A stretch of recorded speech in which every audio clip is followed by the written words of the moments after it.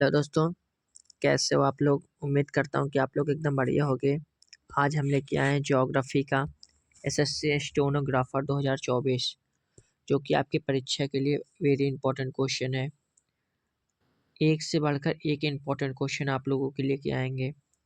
100 question का PYQ question है, जो कि आप लोगों के लिए अति महत्वपूर्ण क्वेश्चन है। ठीक है, अब हम बढ़ते अपने क्वेश्चन की ओर। हमारा पहला क्वेश्चन क्या कहता है, और आप लोगों को लास्ट में अपना स्कोर अवश्य बताना है। ठीक है, हमारा पहला क्वेश्चन क्या कहता है, किसी राष्ट्र के लिए प्रति व्यक्ति आय की गणना देश के राष्ट्रीय आय को उसके किस द्वारा विभाजित की जाती है, को उसके किसके द्वारा विभाजित की जाती है, तो वह उसकी जनसंख्या पर निर्धारित की जाती है। ठीक है, उसकी जनसंख्या कितनी है। ऑप्शन नंबर 4 इसका बिल्कुल राइट आंसर होगा हमारा। ठीक है, ऑप्शन नंबर 4 बिल्कुल इस क्वेश्चन का राइट आंसर होगा। नेक्स्ट क्वेश्चन की ओर बढ़ते हैं। हमारा नेक्स्ट क्वेश्चन क्या कहता है, निम्नलिखित में कौन भारतीय अर्थव्यवस्था की प्रकृति का सबसे अच्छा वर्णन करता है। निम्नलिखित में कौन भारतीय अर्थव्यवस्था की प्रकृति का सबसे अच्छा वर्णन करता है, तो यह कौन करता है, तो यह जो है हमारा राइट आंसर होगा मिश्रित अर्थव्यवस्था। ठीक है, mix economy, right answer option number A होगा हमारा। ठीक है, अब हम बढ़ते हैं अपने नेक्स्ट क्वेश्चन की ओर।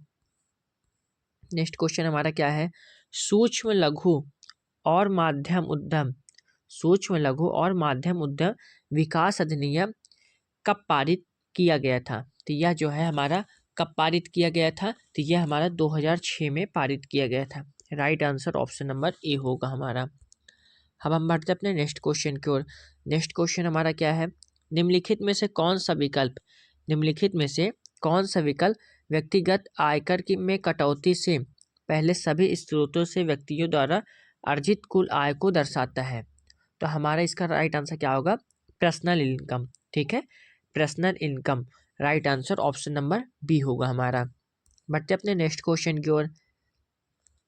राष्ट्रीय आय में के आकलन में, राष्ट्रीय आय के आकलन में बाजार मूल्य पर एएनपी से निम्नलिखित में से कौन सी मदें घटाई जाएंगी, कौन सी मदें घटाई जाएंगी। इसका राइट आंसर क्या होगा, तो इसका राइट आंसर हमारा क्या होगा, तो इसका राइट आंसर होगा शुद्ध अप्रत्यक्ष कर, नेट इनडायरेक्ट टैक्स। ठीक है, ऑप्शन नंबर ए बिल्कुल हमारा इसका राइट आंसर होगा। ठीक है, अब हम बढ़ते हैं अपने नेक्स्ट क्वेश्चन की ओर। नेक्स्ट क्वेश्चन क्या है हमारा, निम्नलिखित में से कौन सी तृतीयक तृतीयक आर्थिक गतिविधि है। निम्नलिखित में से कौन सी हमारी तृतीयक आर्थिक गतिविधि है, तो ये जो है हमारा व्यापार। ठीक है, रानी trending, right answer option number B होगा हमारा। बढ़ते नेक्स्ट क्वेश्चन की ओर।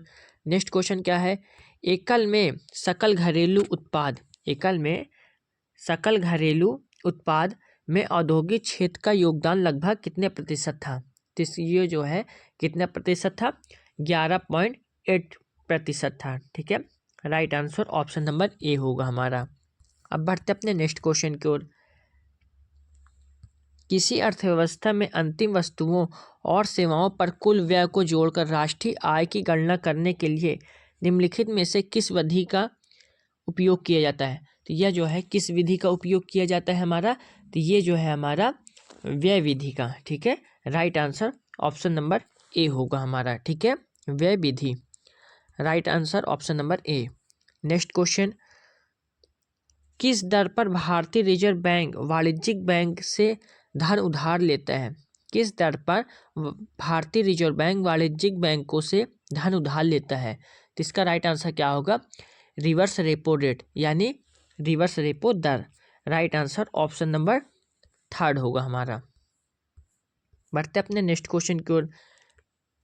किस क्षेत्र में शामिल लोग प्राथमिक सामग्रियों को संसाधित करते हैं और उन्हें तैयार माल में परिवर्तित करते हैं, तो इसका हमारा राइट आंसर क्या होगा, तो इसका राइट आंसर होगा माध्यमिक। ठीक है, यानी secondary, right answer option number D होगा हमारा।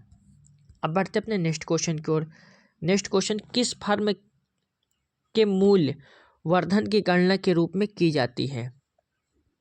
किस फर्म के मध्य वर्धन की गणना किस रूप में की जाती है, तो यह जो है हमारा फर्म के उत्पादन का मूल्य माइनस फर्म द्वारा उपयोग किए जाने वाले मध्यवर्ती वस्तुओं का मूल्य। ठीक है, right answer option number A होगा हमारा।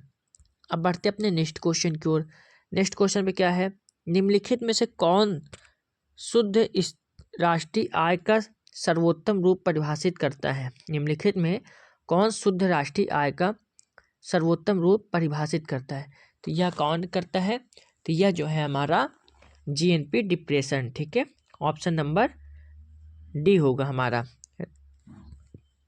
अब बढ़ते अपने नेक्स्ट क्वेश्चन की ओर। राष्ट्रीय आय के संबंध में निम्नलिखित में से कौन सा कथन सही है। राष्ट्रीय आय के संबंध में निम्नलिखित में से कौन सा कथन सही है। ठीक है, कौन सा कथन सही है, ये हमारा इसका राइट आंसर क्या होगा, मध्यवर्ती वस्तुओं को राष्ट्रीय आय की गणना में शामिल नहीं किया जा सकता, ये भी सही है। अंतिम वस्तुओं को राष्ट्रीय आय की गणना में शामिल किया जाता है, ये भी सही है। यानी एक और दो दोनों सही है, यानी बोथ। ठीक है, राइट आंसर हमारा क्या होगा, option number D, both 1 and 2। ठीक है, अब बढ़ते अपने नेक्स्ट क्वेश्चन की ओर। निम्नलिखित में कौन सा राष्ट्रीय आय मापने की व्यय विधि का उचित रूप से वर्णित घटक नहीं है। निम्नलिखित में कौन सा राष्ट्रीय आय मापने की व्यय विधि का उचित रूप से वर्णित घटक नहीं है, तो हमारा इसका राइट आंसर क्या होगा, तो इसका राइट आंसर हमारा होगा निर्यात और आयात व्यय। Right answer option number B होगा हमारा। ठीक है, अब बढ़ते अपने नेक्स्ट क्वेश्चन की ओर। नेक्स्ट क्वेश्चन क्या है हमारा, अर्थव्यवस्था के निम्नलिखित में से किस क्षेत्र का भारत के सकल घरेलू उत्पाद का सबसे अधिक हिस्सा है, तो इसका सबसे अधिक हिस्सा सेवा। ठीक है, right answer option number D, यानी सर्विस। अब बढ़ते अपने नेक्स्ट क्वेश्चन की ओर। शुद्ध राष्ट्रीय उत्पाद क्या है। शुद्ध राष्ट्रीय उत्पाद क्या है, तो शुद्ध राष्ट्रीय उत्पाद क्या है, सकल राष्ट्रीय उत्पाद और मूल्यह्रास के बीच का अंतर शुद्ध राष्ट्रीय उत्पाद होता है। ठीक है, right answer option number D होगा, यानी NNP बराबर GNP। ठीक है, डिप्रेशन। ठीक है, NNP बराबर GNP माइनस डिप्रेशन। ठीक है, ये होगा। अब बढ़ते अपने नेक्स्ट क्वेश्चन की ओर। समष्टि आर्थिक प्रदर्शन का सबसे अधिक इस्तेमाल किए जाने वाला संकेतक कौन सा है, तो ये कौन सा है, ये प्रति पूंजी सकल राष्ट्रीय उत्पाद है। ठीक है, right answer option number C होगा हमारा। अब हम बढ़ते अपने नेक्स्ट क्वेश्चन की ओर। नेक्स्ट क्वेश्चन पे क्या है हमारा, अर्थव्यवस्था की सभी फर्मों के सकल मूल्य वर्धन को जोड़ दें तो हमें एक वर्ष में अर्थव्यवस्था द्वारा उत्पादित वस्तुओं और सेवाओं की कुल मात्रा के रूप में एक माप प्राप्त होता है। इस तरह के अनुमान को क्या कहा जाता है, तो इस तरह के अनुमान को क्या कहा जाता है, तो सकल घरेलू उत्पाद कहा जाता है। ठीक है, right answer option number B होगा हमारा। ठीक है, अब बढ़ते अपने नेक्स्ट क्वेश्चन की ओर। जीएनपी के लिए क्या खड़ा है, जीएनपी के लिए क्या खड़ा है, तो ग्रॉस नेशनल प्रोडक्ट खड़ा है। ठीक है, right answer option number C होगा, यानी सकल राष्ट्रीय उत्पाद। Right answer option number C होगा हमारा। नेक्स्ट क्वेश्चन, निम्नलिखित में से कौन एक प्राथमिक गतिविधि नहीं है। निम्नलिखित में से कौन एक प्राथमिक गतिविधि नहीं है, तो कौन नहीं है, तो यह जो है हमारा निर्माण। ठीक है, यानी कंस्ट्रक्शन। ठीक है, right answer option number B होगा हमारा। अब हम बढ़ते अपने नेक्स्ट क्वेश्चन की ओर। गेहूं और आटे की कीमत राष्ट्रीय आय मापने की विधि का एक हिस्सा है, तो ये क्या हिस्सा है, तो यह जो है हमारा वैल्यू एडेड। ठीक है, वैल्यू एडेड यानी मूल्य वर्धित। Right answer option number A होगा हमारा। बढ़ते अपने नेक्स्ट क्वेश्चन की ओर। शुद्ध निवेश और मूल्यह्रास के योग को निम्न में से क्या कहते हैं, तो क्या कहते हैं, इसे ग्रॉस इन्वेस्टमेंट कहते हैं, यानी सकल निवेश कहते हैं। Right answer option number B होगा हमारा। अब बढ़ते अपने नेक्स्ट क्वेश्चन की ओर। आर्थिक विकास का मापदंड कौन सा है, आर्थिक विकास का मापदंड कौन सा है, तो यह जो है हमारा क्या है, तो हमारा इसका राइट आंसर क्या होगा, तो राइट आंसर होगा हमारा प्रति व्यक्ति ग्रामीण आय। Right answer option number C होगा हमारा। अब बढ़ते अपने नेक्स्ट क्वेश्चन की ओर। आर्थिक गतिविधि के आधार पर भारतीय अर्थव्यवस्था में कितने क्षेत्र हैं? तो यह जो है कितने क्षेत्र हैं हमारे, तो यह इसका राइट आंसर क्या होगा, तो इसका राइट आंसर होगा primary economy, secondary economy and third economy. ठीक है, ऑप्शन नंबर कौन सा होगा, primary economy, secondary economy and third economy, ये सीरियल से होगा। ठीक है, अब हम बढ़ते हैं अपने नेक्स्ट क्वेश्चन की ओर। जीडीपी की गणना करते समय निम्नलिखित में से किसे शामिल नहीं किया जा सकता है? जीडीपी की गणना करते समय निम्नलिखित में से किसे शामिल नहीं किया जा सकता? यह जो है किसे शामिल नहीं किया जा सकता, या इंटरमीडिएट गुड्स को शामिल नहीं किया जा सकता, यानी मध्यवर्ती सामान को। Right answer option number C होगा हमारा। अब हम बढ़ते हैं अपने नेक्स्ट क्वेश्चन की ओर। फर्मों की उत्पादकता में वृद्धि का आर्थिक प्रभाव क्या है? फर्मों की उत्पादकता में वृद्धि का आर्थिक प्रभाव क्या है? तो इसका क्या है, इसका राइट आंसर सकल घरेलू उत्पाद में वृद्धि। Right answer option number B होगा हमारा। अब हम बढ़ते अपने नेक्स्ट क्वेश्चन की ओर। मुद्रा बाजार के लिए एक बाजार क्या है? मुद्रा बाजार के लिए यह एक बाजार क्या है? तो यह जो है हमारा क्या है मुद्रा बाजार के लिए, तो शॉर्ट टर्म यानी लघु अवधि फंड। ठीक है, यानी ऑप्शन नंबर फर्स्ट बिल्कुल इस क्वेश्चन का राइट आंसर होगा। नेक्स्ट क्वेश्चन, व्यक्तिगत आय व्यक्तिगत कर भुगतान गैर कर भुगतान बराबर क्या होगा? व्यक्तिगत आय व्यक्तिगत कर भुगतान गैर कर भुगतान के बराबर क्या होगा? तो यह क्या होगा हमारा, इसका राइट आंसर क्या होगा, व्यक्तिगत प्रयोज्य आय होगा। ठीक है, right answer option number C होगा हमारा।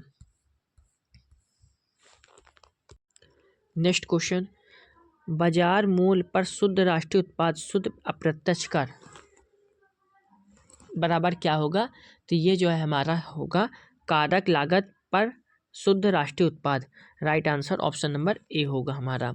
अब हम बढ़ते अपने नेक्स्ट क्वेश्चन की ओर। भारत में कर्मचारियों के लिए महंगाई भत्ता निर्धारित करने का आधार क्या है? भारत में कर्मचारियों के लिए महंगाई भत्ता निर्धारित करने का आधार क्या है? तो यह क्या है, ये उपभोक्ता मूल्य सूचकांक है। Right answer option number B होगा। नेक्स्ट क्वेश्चन, भारत में पहली बार वैज्ञानिक रूप से राष्ट्रीय आय का निर्धारण करने वाले अर्थशास्त्री हैं। भारत में पहली बार वैज्ञानिक रूप से राष्ट्रीय आय का निर्धारण करने वाले अर्थशास्त्री हैं। तो ये कौन है पहली बार? तो इसका राइट आंसर हमारा क्या होगा, तो इसका राइट आंसर होगा VKRV राव। ठीक है, right answer option number B होगा हमारा। बढ़ते अपने नेक्स्ट क्वेश्चन की ओर।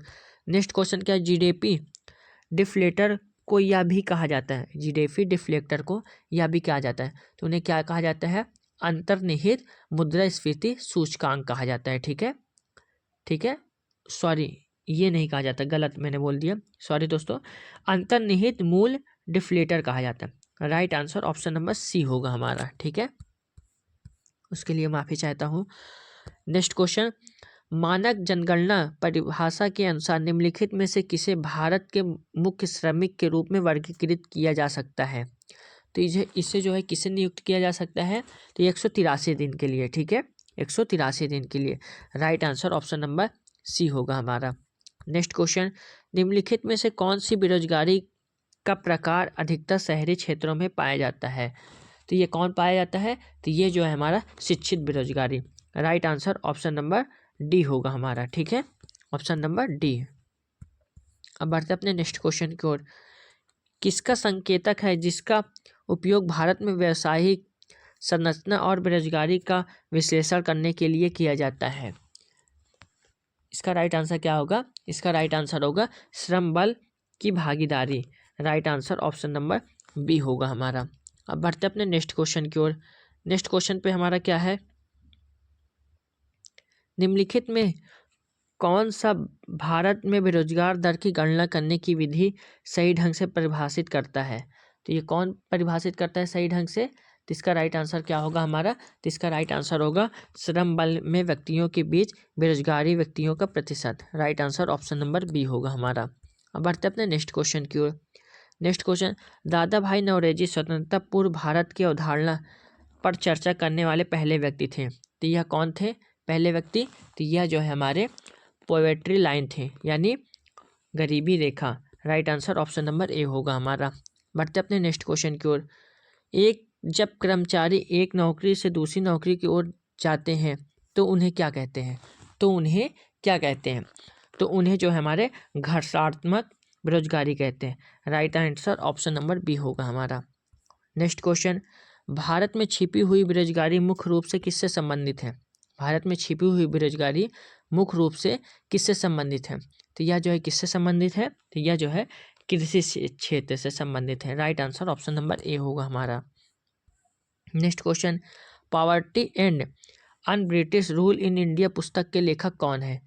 इसके लेखक कौन है हमारे? इसके लेखक हैं Dadabhai Naoroji. Right answer option number A होगा हमारा। नेक्स्ट क्वेश्चन, भारत में गरीबी रेखा के आकलन के लिए किस समिति की सिफारिश पर पालन किया जा रहा है? तो किस समिति के सिफारिश पर पालन किया जा रहा है? तो ये जो है हमारे तेंदुलकर समिति। Right answer option number C होगा हमारा। नेक्स्ट क्वेश्चन, मांग वृक्र के संबंध में निम्नलिखित में से कौन सा कथन सही है? तो कौन सा कथन सही है हमारा? तो यह मांग फलन का एक ग्राफिकल चित्रण है, ये भी सही है। यह प्रत्येक मूल पर उपभोक्ता द्वारा मांगी गई मात्रा को प्रकट करता है, ये भी सही। यानी 1 और 2 यानी बोथ दोनों सही है। ठीक है, ऑप्शन नंबर बी सही है हमारा। ठीक है, अब बढ़ते अपने नेक्स्ट क्वेश्चन की ओर। अंतिम वस्तुओं को कितने वर्गों में बांटा गया है? अंतिम वस्तुओं को कितने वर्गों में बांटा गया है? इन्हें जो है उपभोग वस्तुओं और पूंजीगत वस्तुओं में बांटा गया है। ठीक है, right answer option number A होगा हमारा। नेक्स्ट क्वेश्चन, इनमें से कौन सा कारण किसी वस्तु को अंतिम वस्तु के रूप में पहचानने जाने के लिए कारण है? तो इसका हमारा राइट आंसर क्या होगा? तो इसका राइट आंसर होगा इसे उत्पाद द्वारा आगे संसाधित नहीं किया जाता। ठीक है, right answer option number D होगा हमारा। अब हम बढ़ते अपने नेक्स्ट क्वेश्चन की ओर। दो वस्तुओं के उन सभी संयोजनों को दर्शाता है जिन्हें उपभोक्ता किसी निश्चित बाजार मूल्य पर तथा आय के निश्चित स्तर पर भीतर खरीद सकता है। तो इसका हमारा राइट आंसर क्या होगा? तो बजट रेखा। ठीक है, right answer option number B होगा हमारा। नेक्स्ट क्वेश्चन, परिवर्तन वक्र का निम्न नामों से भी जाना जाता है। परिवर्तन वक्र को निम्न नामों से भी जाना जाता है। तो हमारा इसका राइट आंसर क्या होगा? उत्पादन संभावना वक्र। ठीक है, right answer option number C होगा हमारा। बढ़ते अपने नेक्स्ट क्वेश्चन की ओर। जब स्थानापन्न उत्पादों की कीमत में वृद्धि होती है तो मांग वक्र क्या होगा? तो मांग वक्र हमारा क्या होगा? तो यह जो है बाहरी बदलाव होगा। Right answer option number A होगा हमारा। नेक्स्ट क्वेश्चन, वह बिंदुओं जिसे पर बजट रेखा स्पर्श करती वक्रों में एक उपभोक्ता का इष्टतम होगा। तो क्या होगा? इष्टतम क्या होगा? तो यह जो है उदासीनता होगा। Right answer option number D होगा हमारा। नेक्स्ट क्वेश्चन, किसी वस्तु या सेवा की मांग जो किसी अन्य चीज की मांग पर परिणाम है उसे क्या कहा जाता है? तो उसे जो है व्युत्पन्न मांग कहा जाता है। Right answer option number B होगा हमारा। नेक्स्ट क्वेश्चन, निम्नलिखित में से किस वस्तु की मांग लगभग पूर्णतः अगोचर होगी? तो क्या होगा ये? तो ये जो है हमारा बुनियादी खाद्यान्न होगा। ठीक है, बुनियादी खाद्यान्न यानी खाना वाले चीज। ठीक है, right answer option number D होगा हमारा। नेक्स्ट क्वेश्चन, वे वस्तुएं जिनका उपभोग लोग अधिक करते हैं जब उनकी कीमत बढ़ जाती है तो वह क्या कहलाती है? तो वो क्या कहलाती है? तो वह जो है गिफेन माल कहलाती है। ठीक है, right answer option number D होगा हमारा। नेक्स्ट क्वेश्चन, भारत में नई आर्थिक नीति